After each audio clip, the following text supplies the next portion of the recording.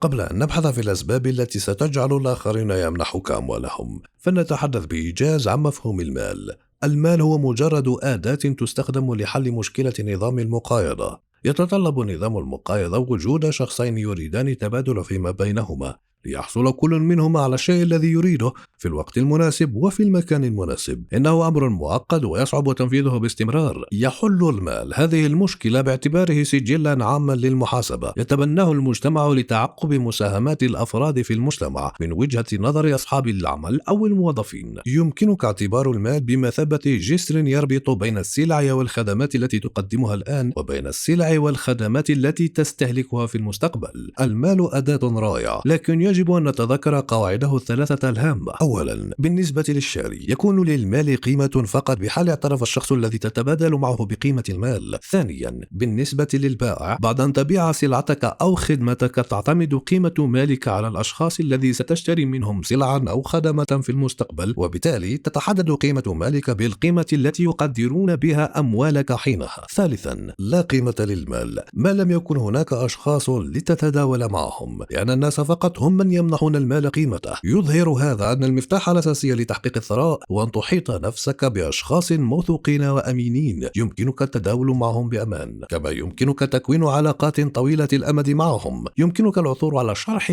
كامل لهذه المفاهيم في الفيديو السابق، والذي سأدرجه في الرابط أدناه. الآن بعد أن أوضحنا المفاهيم الأساسية، لماذا قد يعطيك الناس المال؟ كان الشرط المطلوب توفره لدى الطرفين في عملية المقايضة أن يمتلك كل منهما المادة والخدمة التي يريدها الشخص الآخر في الإطار الزمني والمكاني المناسبين. ومع استخدام المال فإن الشخص الذي يبيع السلعة أو الخدمة هو من عليه تحقيق الشرطي الزمان والمكان المفضلين للزبون الذي يشتريها. وعبارة أخرى، أنت كبائع ستكسب المال طالما لديك ما يريده عميلك حين وحيث يريده. يمكنك ملاحظة أن الزمان والمكان موجودان في المعادلة لما لهما من أهمية في مجال عقد الصفقات. وخلافا للاعتقاد الشائع، فالعمل من أجل العمل ليس له قيمة، وذلك لأن العمل أو الشغل بحد ذاته لا يعني بالضرورة أن الناس سيرغبون بدفع المال لقاء هذا العمل. مثلا، لو قمت بحفر حفرة في مكان لا يرغب به أحد فهذا عمل شاق بالتأكيد، ولكن لا أحد يرغب به، لذا لن يدفع لك أحد مقابل عملك. وهذا يظهر أنك ستكسب المال لقاء العمل المتناسب مع الإطار الاجتماعي فقط. فالناس مستعدون لدفع المال فقط مقابل ما يعتبرونه سلعا أو خدمات ذات قيمة في حياتهم. فلنفرض مثلا أن سيارتك مركونة أمام منزلك، ثم قام شخص ما بفك جميع إطاراتها من دون إذن منك، وكانت لديه الجرأة ليطلب منك أن تدفع له مقابل إعادة الإطارات. إن إزالة هذه الإطارات هو عمل بالتأكيد، لكنك لا ترغب به، فهل ستدفع المال مقابل تنفيذه؟ لكن ماذا لو أخذت سيارتك إلى متجر إطارات لاستبدال إطاراتها، لأن الإطارات القديمة أصبحت بالية؟ ستدفع ثمن هذه الإطارات بكل سرور لأنك تريدها. القيام بطعن أحدهم في عنقه هو عمل، لكن هناك فرق كبير بين الشخص الذي يتلقى طعنة في عنقه على يد مجرم في زقاق مظلم، وبين شخص يدفع المال للطبيب الجراح ليجري له عملية جراحية في عنقه من أجل استئصال الورم. إن امتلاكك للمال هو إقرار من المجتمع بأنك قدمت مساهمة ما لعملائك في إطار المجتمع الذي ينظر إلى هذا المال باعتباره سجلا عاما يوضح مساهمة الفرد في هذا المجتمع، بمعنى أنك ستحصل على إقرار من المجتمع الذي ينتمي إليه العميل على أنك ساهمت بعملك فيه من خلال امتلاكك شكلا من أشكال النقود المعترف بها في هذا المجتمع. وبعبارة أخرى، إن الأموال التي تمتلكها هي دليل أنك قدمت مساهمة لهم، وهذا يعني أيضا أنه سيكون بمقدورك لاحقا شراء السلع والخدمات من أي فرد ينتمي لهذا المجتمع الذي يعترف بهذا الشكل من المال، لأن الناس لديهم استعداد لدفع المال فقط مقابل السلع أو الخدمات التي تعتبر ذات قيمة بالنسبة إليهم. هناك 4 طرق عامة لتحقيق ذلك. يمكنك أن تعرف ما يريده الناس ثم تعمل على توفير رغباتهم. يمكنك تعريف عملائك المحتملين بالمنتجات أو الخدمات التي تقدمها كي يرغبوا بالحصول على منتجاتك أو خدماتك. يمكنك تنمية اهتماماتك وتطوير مهاراتك وقدراتك، ثم البحث عن طرق لكسب المال منها عن طريق بيع السلع التي تصنعها أو الخدمات التي تقدمها. يمكنك أيضا التفكير في التوجه الذي تريد توجيه المجتمع نحوه، ومن ثم بيع السلع والخدمات التي تدعم هذا التوجيه إلى أفراد المجتمع، وبذلك تكون قد وجهتهم نحو هذا الهدف المنشود. وفي هذا الفيديو أود التركيز على جانب محدد، هو تطوير ذاتك بناء على اهتماماتك. يتضمن هذا الرسم البياني الفيديو الذي رسمته تمثيلا للحقائق في 3 دوائر متداخلة مع بعضها البعض، وهي تمثل الحياة البرية الخالية من التنظيم والواقع المتمدن والواقع الافتراضي. تخيل أن الأرض التي بني عليها منزلك كانت في السابق إما غابة أو أرضا قاحلة، ربما كانت تلك المنطقة مليئة بالحيوانات الخطيرة والحشرات والأوبئة، ثم أتى المستكشفون وأزالوا هذه الغابات وأقاموا المزارع والطرقات والجسور والمنازل. تطورت الحياة البرية الخالية من التنظيم من خلال المعرفة والخبرة في المجالات الفيزيائية وعلم الأحياء والكيمياء والهندسة وغيرها. ومع نشوء المجتمع بشكل تدريجي انبثقت الحاجة لتنظيم السلوك بين الأفراد والتجمعات البشرية وحتى الأفراد التي لا ينتمون لها، وفي سبيل ذلك أبرمنا عقودا مكتوبة توضح النظام القانوني والدبلوماسي بين الدول أو المجموعات البشرية. بعد ذلك نهضنا بالمجال الحضاري من خلال المجال الافتراضي للإنترنت ورقمنة الأصول والأدوات المادية، وقد أدى ذلك إلى ظهور طرق جديدة لتبادل المعلومات وتوزيعها والتفاعل بين الناس، مما يحفز نشاط جميع مستويات التمدن. هذه أهم الملامح العامة لكل من هذه المجالات، لكن النقطة الأهم هي أن لكل شخص اهتمامات ومهارات وقدرات ومواهب في كل هذه المجالات الثلاث، وهي مزيج من إمكاناتك في كل هذه المجالات، وهذا يجعلك قوة اقتصادية فريدة من نوعها. لقد ابتكرت هذه الظاهرة المرصودة، الإمكانات المتعددة. فيما يتعلق بالتنمية الفردية يجب أن تفكر في نفسك كمزارع، ثم إعطاؤك حفنة من البذور الغامضة والمتنوعة من قبل أب محب الذي كلفك أيضا بزراعة قطعة أرض في ملكيته. جسمك هو قطعة الأرض التي كلفت بزراعتها، والبذور هي الاهتمامات والقدرات والمواهب الكامنة في داخلك، والتي تحتاج إلى عمر لاكتشافها ورعايتها حتى تؤتي ثمارها. تبدأ رحلتك بقضاء الوقت في نشر البذور، ثم رعايتها وتنميتها، ثم اكتشاف نوع الثمار التي تحملها هذه الأشجار، وأخيرا تقاسم تلك الثمار مع بقية العالم. ثمارك هي السلع والخدمات التي تنتجها، وبمجرد أن يبدأ بيع ثمار مزرعتك للعموم يستفيد المجتمع من مساهمتك. هذه الرحلة نحو الإتقان ممتعة وجذابة حقا، لأنك تسعى في نطاقات المجالات الثلاث التي تهتم بها. المزيج المميز لديك من الاهتمامات والقدرات يغطي النقص الموجود في المجتمع في خضم تطوير الفرص، كما يكشف لنا التاريخ السابق. كم هذا مثير، مع استمرار المزيد من الناس في اكتساب المزيد من الإتقان لقدراتهم ومساهمتهم في المجتمع. هذا بدوره يخلق المزيد من الفرص للأشخاص الآخرين للعمل على تطوير مهاراتهم، وهذا يمنح المزيد من الفرص للمزيد من الناس. إنه رد فعل متسلسل بشكل أسي. مثلا أنشأ أشخاص آخرون الإنترنت والميكروفون وبرامج تحليل الفيديو، وجميع هذه الابتكارات منحتني الفرصة لنقل هذه الرسالة إليكم، بحيث يكون لديكم المزيد من الفرص للمساهمة في المجتمع. ما نفعله في الحياة اليومية له تأثيرات مضاعفة ملموسة على الآخرين، يؤثر ما نقوم به من أجل لقمة العيش على الناس من حولنا.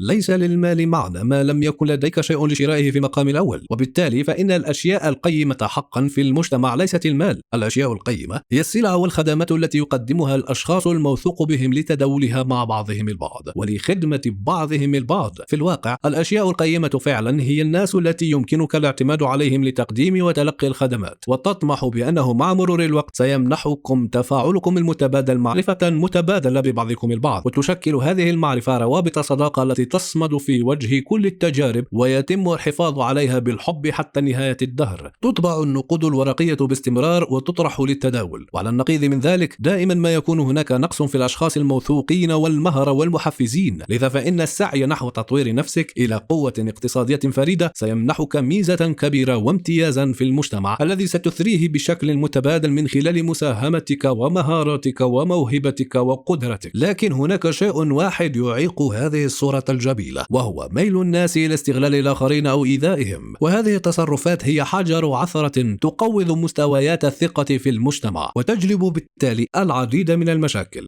العالم الذي نعيش فيه هو عالم قاس، يتجلى ذلك في البرية الجامحة التي تنتشر فيها مظاهر الموت والمرض للبقاء على قيد الحياة. إما أن نخضع البيئة معا كفريق، أو نكون خاضعين للبيئة أو لبعضنا البعض. الشعوب التي تخاف من الموت وفقدان الحرية ستكون بالتأكيد عرضة للخضوع والتحكم. أحد الأدلة والأعراض لتبعيتنا للواقع هو ارتباط هويتنا وتقديرنا لذاتنا بمهنتنا ووسيلتنا لكسب لقمة العيش، وهذا بمثابة باب خلفي يمكن أن يتم التحكم بنا والتلاعب بنا من خلاله من قبل العوامل والقوى الخارجية، كما أنه دليل على استعبادنا، لأنه إذا كان وسيلتنا لكسب العيش تحدد هويتنا وكانت هي سبب عيشنا، فلن يكون لدينا سبب يمنعنا من أن نكون عديمي الضمير ونستغل الآخرين في سبيل الحفاظ على وسيلة عيشنا. الفوضى الناجمة عن مساهمة الناس عن علم أو من دون علم بإيذاء الآخرين سيصبح بالتأكيد ذريعة للاستبداد وخضوع الإنسان للإنسان، وبما أن الفوضى هي الوسيلة التي بواسطتها يشرع الطغاة طغيانهم على عبيدهم، فما من سبب يمنع من خلق الفوضى لإحكام قبضتهم على السلطة وبالمضي قدما، لأننا مستعدون وخاضعون لمن هم أقل شأنا منا في كل من الفضيلة والقدرة على المساهمة. يضمن هذا أننا سنكون مستعبدين ليس فقط من قبل الأشخاص الآخرين بل من بيئتنا أيضا. الموت والمرض والخراب من المتوقع أن تكون شائعة في مثل هذه الأوضاع، لكن لا تقلقوا، يمكن حل كل هذا بشكل جميل من خلال حل أنيق في داخل كل شخص. يوجد جزء يمثل الكيفية التي ينظر من خلالها الفرد لتعريف الخير والشر في الحياة اليومية. قد تكون هذه تعليمات فيلسوف مستنير، أو كتابات كتاب عبقري، أو أوامر ملك نبيل، وقد تكون تجاربا وصدمات سابقة، أو الانصياع المطلوب بالتهديدات أو تشريعات أحد الطغاة، أو يمكن أن يكون مزيجا مختلطا من كل ما سبق وأكثر، تتنازع فيما بينها لكسب امتياز الوجود في هذا الجزء لتعريف الخير والشر. سيداتي وسادتي، لدي الحل، النظام المثالي لملء هذا الجزء. لحل مشكلة إيذاء الإنسان للإنسان يجب أن تبدأ أولا بوضع قوانين للحكم. هناك الكثير من القوانين، أمضيت نحو عامين في تصنيفها بحيث يمكن الالتزام بها بسهولة أكبر. سأنشرها في رابط أدناه، لكن المشكلة مع أي قانون هي أن يعتمد على اللغة لنقل وسائله، ويمكن التلاعب باللغة بهدف الاضطهاد والظلم. كما ذكر في الكتاب المقدس إن خالق الكون يهوه اختار أن يخلص البشرية جمعاء، فبدأ أولا بقبيلة صغيرة من الناس يسمون اليهود. أنقذ اليهود بقوى عظيمة ومعجزات من المصريين الذين استعبدوهم، ثم أمرهم يهوه بطاعته كملك لهم. قدم لهم مخططات لقوانين لبناء أمة لا تسقط أبدا إذا التزموا بالقوانين بإخلاص. لكن تخيلوا تسجيلا موسيقيا لأغنية لم يسمعها أحد من قبل. هل يستطيع أحد أن يعزف الأغنية بنفس التنغيم والعاطفة التي استخدمها مؤلف المقطوعة الموسيقية؟ فلنتخيل الآن إرسال هذه المقطوعة إلى مجموعة من الناس الذين لا يعرفون حتى كيفية قراءة النوتات الموسيقية. هل بمقدور هؤلاء الناس الذين يجهلون كيفية قراءة النوتات الموسيقية أن يعزفوا الأغنية تماما كما أراد مؤلف الأغنية؟ وهكذا سارت الأمور. فشل اليهود مرارا وتكرارا في الالتزام بقوانين يهوه، وتم استبعادهم مرارا وتكرارا من قبل الأمم الأخرى، أولا البابليون، ثم الفرس، وأخيرا حكم الرومان اليهود. وفي تلك الحقبة من حكم الإمبراطورية الرومانية، الرجل المثالي الذي لم يلوثه الشر يسوع أرسل إلى اليهود لتحريرهم من عبوديتهم من خلال تعليمهم كيفية الالتزام التام بقوانين يهوه. علمهم يسوع كيف يطيعون قوانين يهوه، ليس من خلال تعليمهم بالكلمات وحسب، بل عاش حياته وفق قوانين يهوه ليراها الجميع ويختبرونها. لكن علية القوم بين اليهود الذين هم خبراء في قوانين يهوه استخدموا القوانين لإيجاد عذر لإعدام يسوع. فعلوا هذا لأنهم كانوا قلقين من خسارة مناصبهم وسلطتهم في المجتمع بعد إعدام يسوع. كدليل على موافقة يهوه على يسوع، أعيد إحياء يسوع كإشارة لنا جميعا لإثبات أن اتباع يسوع هو ما يريده منا يهوه، وهذا لمصلحتنا.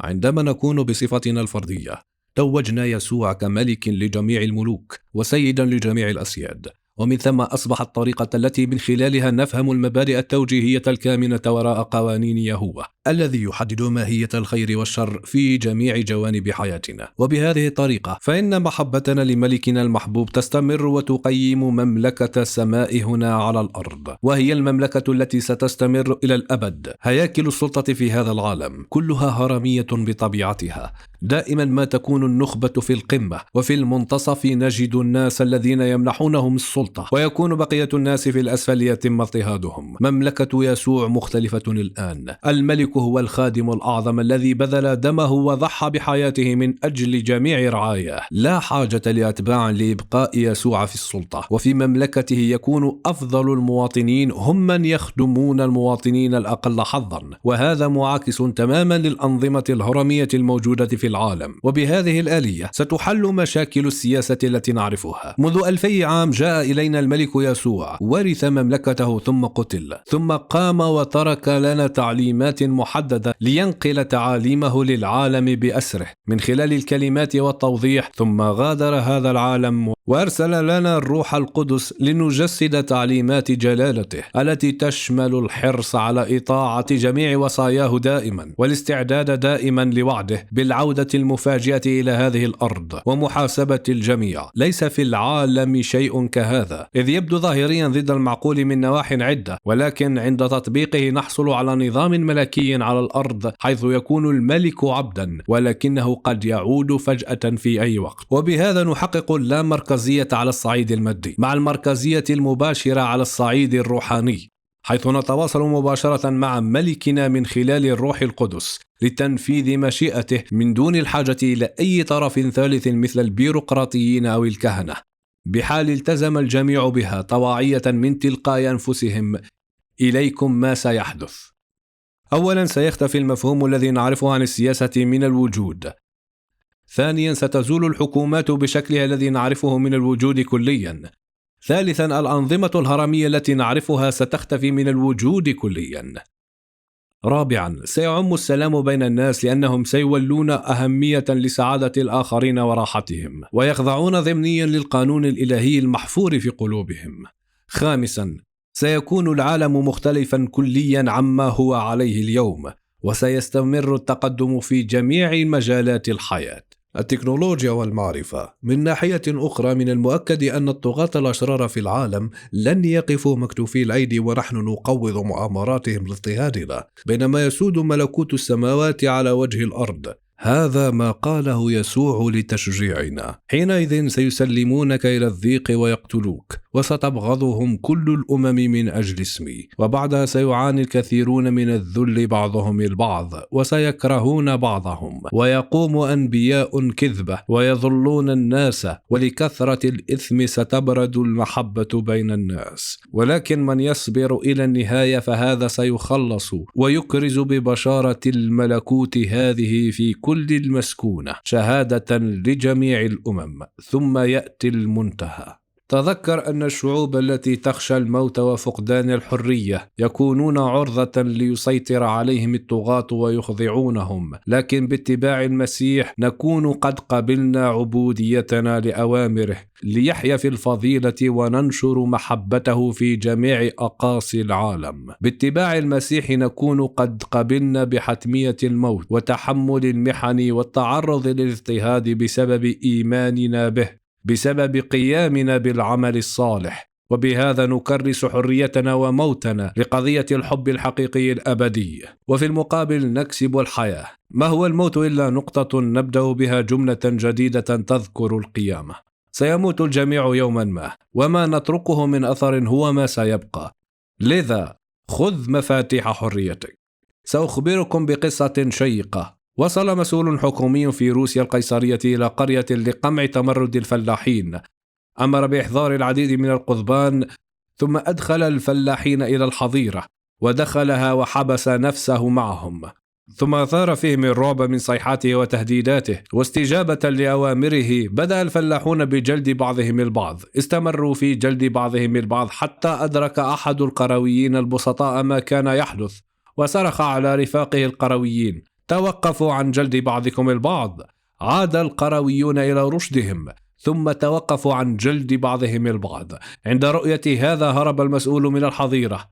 سأضع رابطا بمصدر القصة من كتاب ليو تولستوي في الوصف بالأسفل. وفيما يتعلق بالحاضر والمستقبل ضع في اعتباراتك ما يلي: فرق تسد هي الاستراتيجية التي تستخدمها النخبة للحفاظ على عبيدهم، فأفراد طبقة النخبة عددهم قليل ولا يملكون القدرة على قمع كل عبد بدوره، لذلك من الأفضل بالنسبة إليهم العزف على وتر الاختلافات لإحداث الانقسام بين العبيد وحثهم على الاقتتال بين بعضهم البعض وضرب بعضها البعض بلا هوادة بقضبان أو ما هو أسوأ. ثم في لحظة مناسبة تتقدم النخبة بحلول للفوضى التي أحدثوها سرا في المقام الأول، وبالتالي يعززون قبضتهم الخانقة على عبيدهم. إنهم وجهان لعملة واحدة، تذكروا هذا دائما. قال يسوع الملك: إن ملوك الأمم يسودونهم وأصحاب السلطة عندهم عليهم يدعون محسنين، وأما أنتم فلا يكن ذلك بينكم، بل يكن الأعظم بينكم كالأصغر والقائد كالخادم. فمن هو الأعظم، الذي يتكئ أم الذي يخدم؟ ولكني أنا في وسطكم كالذي يخدم. وأود أن أضيف: بما أننا أمرنا أن نكون خدما لبعضنا البعض، ألن تخفف خلافاتنا من خدمتنا وحبنا لبعضنا البعض؟ استيقظوا جميعا، خذوا هذا الترياق، آمل أن يساعدكم هذا. إن كان لديكم أي أسئلة تفضلوا بكتابتها في التعليقات أدناه.